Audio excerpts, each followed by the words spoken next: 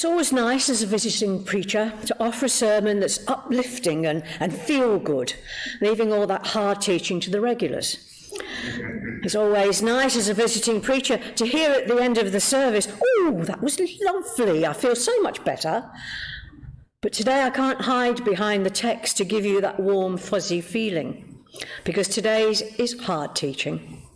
At first glance, our reading seems rather grim.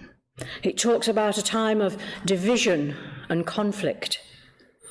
But we have to remember the context in which Jesus is speaking.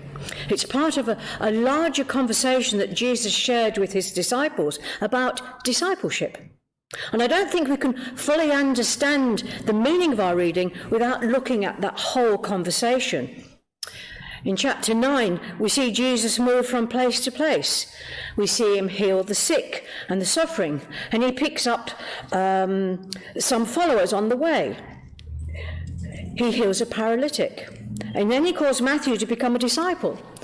He restores the sight of 2 blind men and heals another who is mute.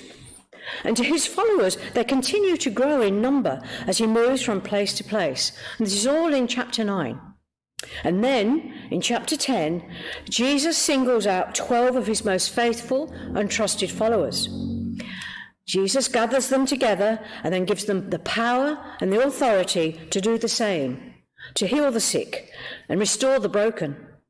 And they're entrusted with the power that they saw themselves in chapter 9. In verse 1, we're told they were given authority over unclean spirits to cast them out. They were also given authority to cure every disease and every sickness. So chapter 10 begins with this calling and this commission as Jesus encourages his followers. So this is the context in which this reading is, and it can help us understand this reading. In our gospel, Jesus points to a time of unavoidable conflict between 2 different viewpoints. Jesus reminds his disciples that their ministry will compete with many of the social structures and beliefs that contribute to life in that first century. It will compete with economic and social structures that tolerate neglect and abuse. And again, some might say that there is nothing really has changed. I don't remember struggling more with the gospel than I have for the last few weeks since I've known I was coming here today. I don't mean struggling with to interpret the truth of the gospel, that's self-evident. I mean struggling with the truth in my life, struggling with what that truth reveals about us and about our country, struggling with what that truth is asking of us, and struggling with that truth, which I was going to say to you today. And I always want to be true to the truth, but I don't always want to be inconvenienced and made to feel uncomfortable and challenged to change or risk disapproval and being criticised, either personally or as a preacher. And I suspect that you feel the same as a hearer of the gospel. Don't you sometimes want an easy, just feel-good gospel? I know I do.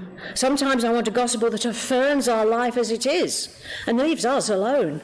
I want a gospel that's easy to preach, easy to hear, and easy to live.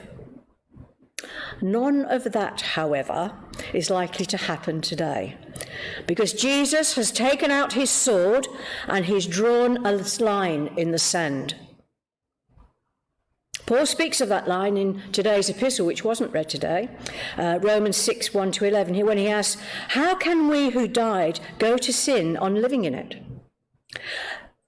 The line Jesus draws is a line between acknowledging him before others and denying him before others. And I'm not talking about whether we read the Bible or go to church or say the creed or, sort of post Jesus-y stuff on our Facebook posts. It's not that. I'm talking about how we live, what we say and what we, importantly, don't say, what we do, what we don't do, the policies we enact or support and the ideas behind them. I'm talking about where and with whom we will make our stand today. There are, however, other lines in the sand. Jesus isn't the only one who draws lines. Some we have drawn for ourselves, and some have been drawn for us by others. And that's not hard to see. As in the first century, we too, like the disciples, have to compete with the many social structures and beliefs that contribute to life in the 21st century.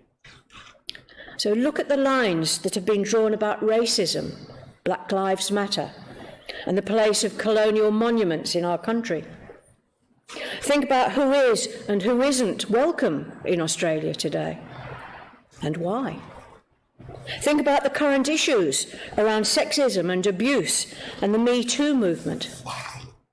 Think about the more recent issues about institutional child sexual abuse and how it has affected countless Anglicans, amongst others.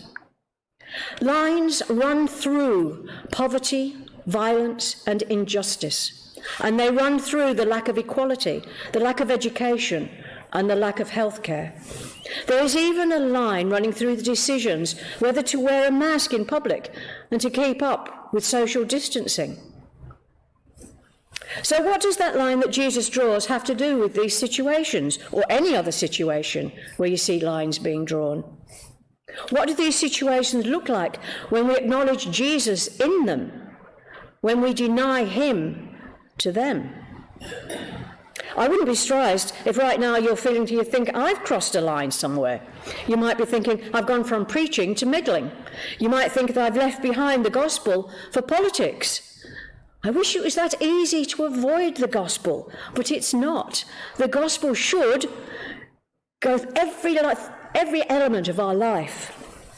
If Jesus says, whoever loves father or mother than me is not worthy, and whoever loves son or daughter more than me is not worthy of me, might he not also say, whoever loves Mr. Trump and the Republican Party is not worthy of me? Or Mr. Albanese and the Labour Party more than me is not worthy of me? And whoever loves his or her own position or their own opinion or agenda than me is not worthy of me. See, Jesus is political. The line Jesus draws with his sword intersects every one of the issues I raised and more. It intersects the lines you and I see being drawn in our country today. It runs through your life. It runs through my life. It runs through the life of our country. It runs through our thoughts, deeds, and actions. For Jesus, there's only one line that matters. That's why I so struggle with today's gospel. It holds before us a set of values, a way of being, a truth that we either acknowledge or deny. You can't straddle that line, one foot here and one foot there. There's no middle ground on which to stand. We can't sit on the fence to avoid making a decision. We can't gerrymander that line to make our life easier. Jesus' sword cuts through everything. The line he draws through every single grain of sand in our life. The line reveals and calls us to a greater priority, a higher authority, a truer identity. Where we stand in relation to that line will determine who we are and the values we hold and how, or even if, we love our neighbour in the true sense of that word. If you want to know what Jesus stands for and where he stands and with whom he stands, look for the places of brokenness, dis-ease. Look for love, justice, compassion, peace. Look for people who are hurting, who are marginalised, oppressed, undervalued, devalued.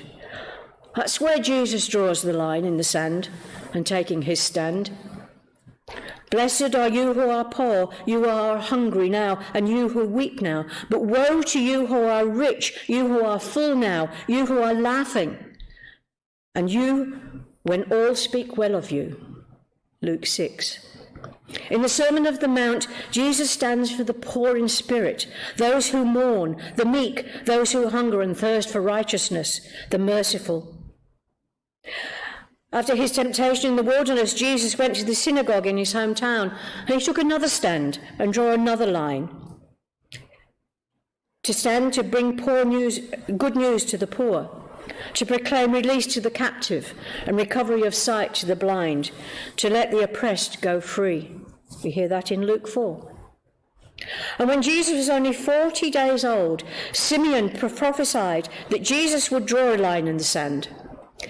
This child, he said, is destined for the falling and the rising of many in Israel, and to be a sign that they will be opposed, so that the inner thoughts of many will be revealed. Luke 2. So what sort of line is Jesus drawing in the sands of your life today? What's being revealed to you? And what's being asked of you? And are you acknowledging Jesus? Or are you denying him? Those are questions I've asked myself. And I think we all need to be asking ourselves those questions every day of life, because we all stand somewhere. We all take a stand by our actions and inactions, by our words and by our silences, by our thoughts and our intentions. So when you look at the line Jesus draws in your life today, where do you stand? For what do you stand? And for who do you stand? When I read those passages a few weeks ago to prepare for this, a thought came into my mind that was about the truth, and it's I've got a great book of quotes, and it's the only thing necessary for triumph to evil is for good men to do nothing, which I think is a terrific, and it applies to this sermon. But anyway, following on, I found this even better one. In the Jewish tradition, there is a collection of ethical teachings called Pirkei Avot, which translates as chapters of the fathers, which actually began the written record of the oral tradition of the Jews. So it goes way, way, way back. And in it, one of the rabbis says this. This is the quote I want you to take away today. It is not your responsibility to finish the work of perfecting the world. It's not your responsibility to finish the work of protecting the world, but neither are you free to desist from it. Okay, you've got a job to do. You can't just do nothing. So I had these words in mind at the ending of this sermon before I even began writing it. And I heard them as an invitation to truthfulness, authenticity, honesty, and integrity. They held a vision of the work before me, and I trust those words will lead me to a life worthy of Jesus. So I extend that invitation to you.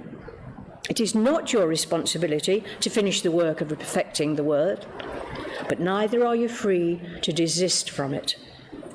See, that line has been drawn. Amen.